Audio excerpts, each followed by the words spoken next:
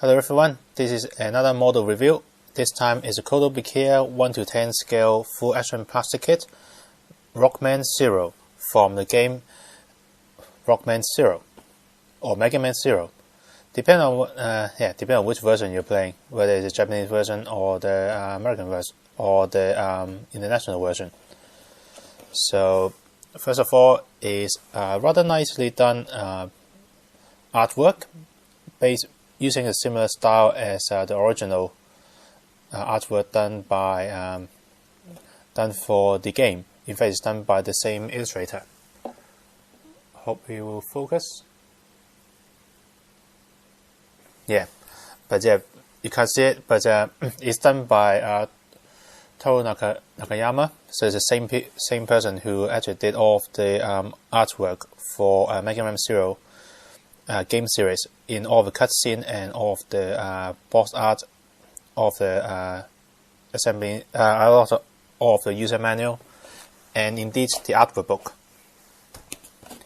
So on the side, you can see what you get. On the front and the rear, some of the weapon you get and action poses. Also mentioning the expression you will get in there, which is basically one is angry, closed mouth, one angry, open mouth. And at the same time, there are eye pieces for looking forward, left and right. So a shot of what you get when you get it unpainted. And also advert for the original Mega Man series type of Mega Man, Roll and Proto Man. It's priced for, it's not focusing. Anyway, it's down here, priced for 3,200 yen. So a little bit pricey, a little bit on the pricey side, but then again, you don't actually get this sort of kit very often. Assembly instruction got the same artwork again, and the color guide is on the other side. Unlike what I usually get from Kotobukiya, this time is a one piece of paper style assembly instruction. So here you can see more action shots, another artwork of Zero here. Again, it's demonstrating the weapon they got and some of the action poses, what you get from the kit, and the basic assembly instruction, as well as if you don't like the eyes, you can take the original decal off and reapply them according to this. So that's basically it for the instruction. And here is Zero. The camera is a bit high. Okay, sorry about that. Didn't mean to use a zoom. So at 1:10 scale, he's a reasonable size, pretty handy in terms of the size, not too small, not too big. So he is molded mostly in color. Almost everything you see here are the original, the plastic color. There's two bits of coloring that was done here. One is these two yellow stripe, as well as that collar, that yellow collar. Those are coming prepaid in the original red color of the plastic, and you have to paint those. And the other thing I did is it's not very clear, but the whole set of hairs are actually resprayed into a slightly orangey color yellow instead of the original plastic yellow, which is quite pale yellow.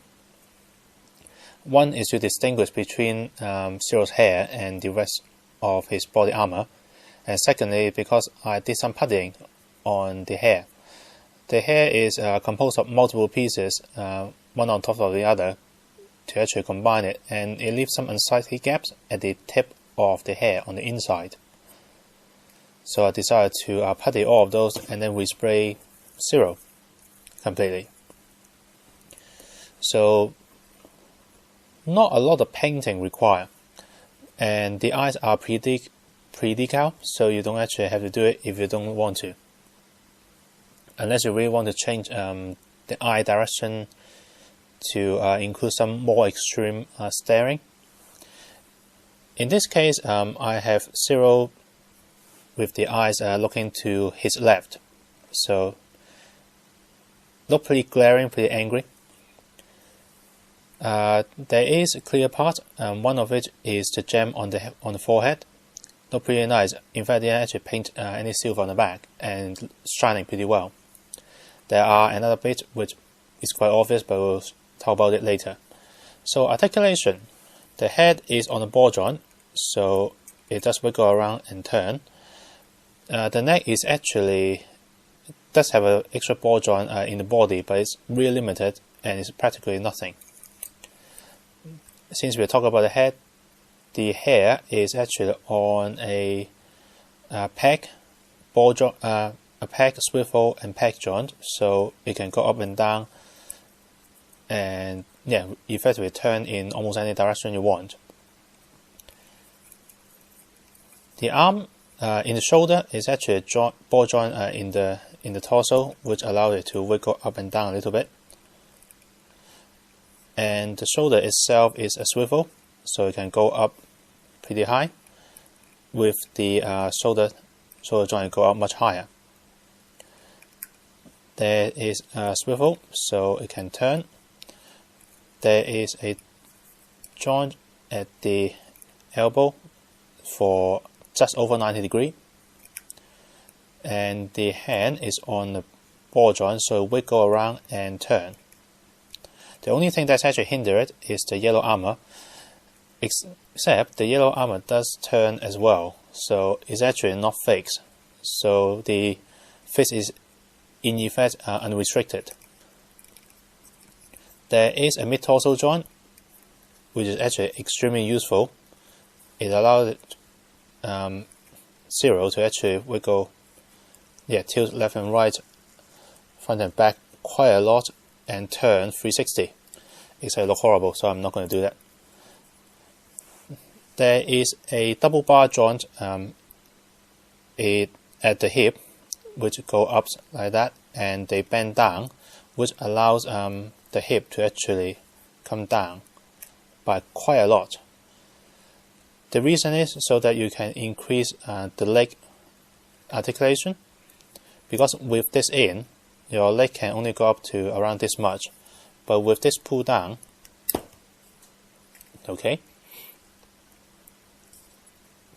with this pull down, the leg go up by about this much. So it is very useful to actually have that joint.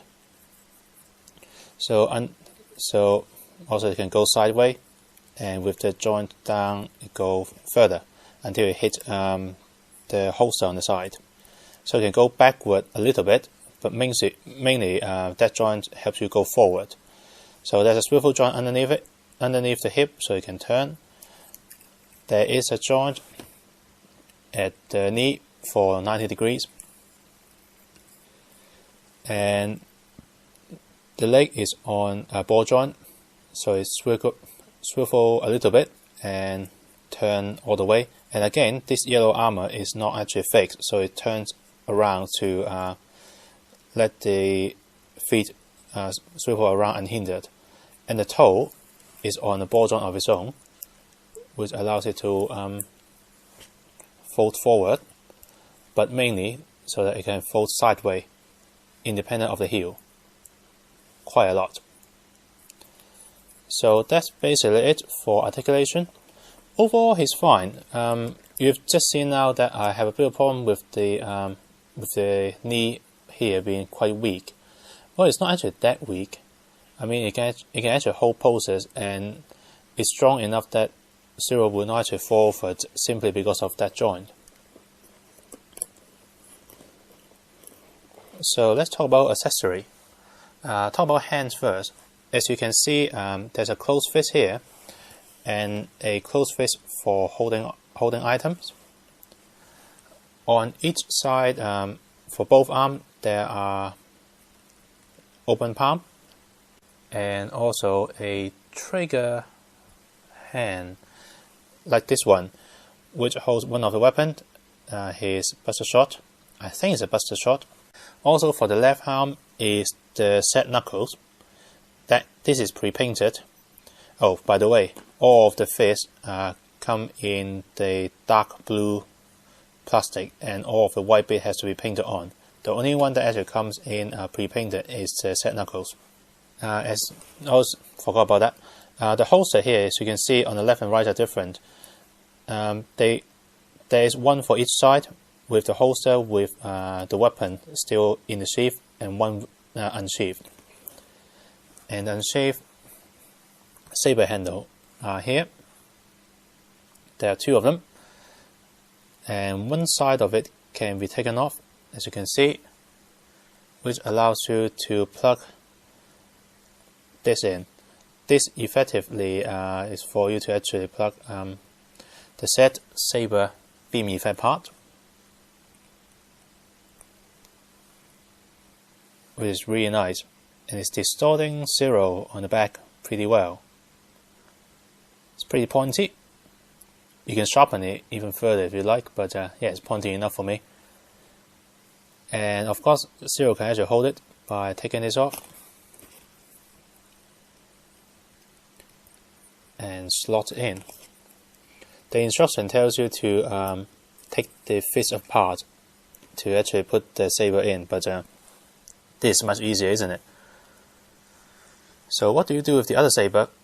Well, the gun actually has part of the saber handle in there as well. So normally it's supposed to be like this. So let's take that off as well.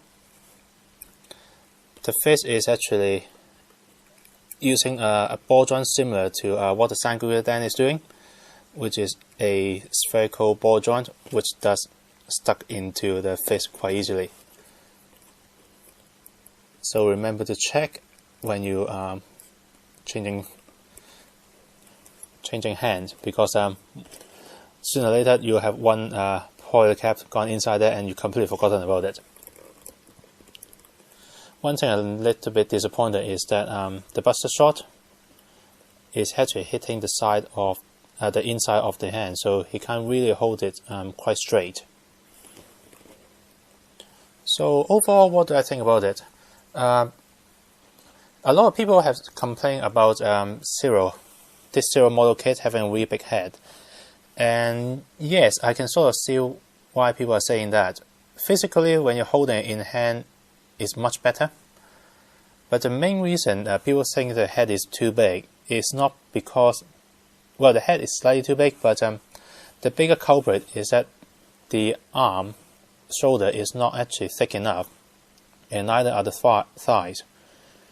They're a bit too slanky, which overall makes his body proportion look off compared to illustration and in the box art. I mean, let's see if I could actually get to it. To be honest, on his original design, his head is already quite big, but you can see that his shoulders should be much broader. His legs should be much longer, and also much more muscular.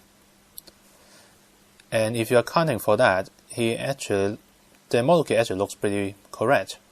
The other thing that is a bit disappointing is that the hair is not long enough and it's not articulated as well as I thought. One thing that really makes the design of Zero is the hair, as you can see here, long and actually flowing. And some of the most dramatic pose he got, things such as his saber slashing pose, require actually much longer hair than what the model kit is offering. Things like that, this sort of pose require much longer hair and actually a lot more hair.